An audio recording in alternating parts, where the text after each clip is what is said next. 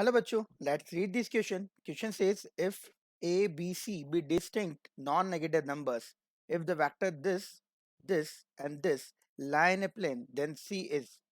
आपको चार ऑप्शंस दे रखे arithmetic mean of A B, geometric mean, harmonic mean या इक्वल टू जीरो.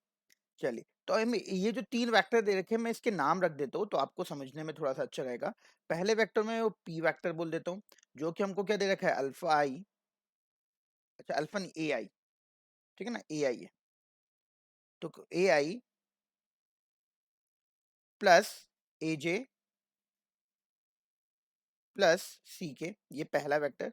दूसरा वेक्टर मैं क्यू वेक्टर बोल देता हूँ जो कि है आई प्लस के. और तीसरा वेक्टर बच्चों में आर वेक्टर बोल देता हूँ जो कि है आपको सी आई प्लस सी जे प्लस बी के. ठीक है.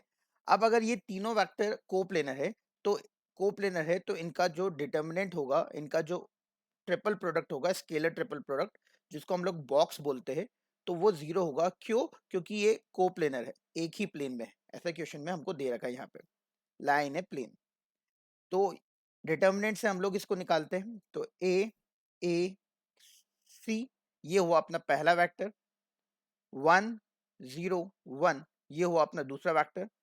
सी सी बी ये हुआ तीसरा vector. And this determinant will be equal to zero. यहां से हम लोग सॉल्व करेंगे एबीसी में हमको रिलेशन मिलेगा.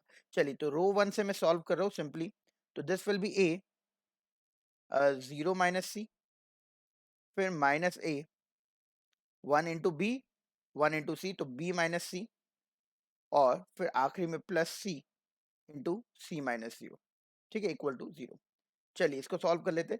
तो ये हो गया -ac और यहाँ पे आएगा +ac. तो -ac प्लस ac कैंसिल हो जाएगा. तो यहाँ बचेगा -ab plus C square equal to zero. तो C square equal to A B. तो ऐसा किस में होता है? ऐसा जीपी में होता है. तो सी क्या हो गया? C is a geometric mean of A and B. तो ऑप्शन नंबर बी हमारा बिल्कुल करेक्ट हो गया. आई होप आपको समझ आया होगा. Thank you very much.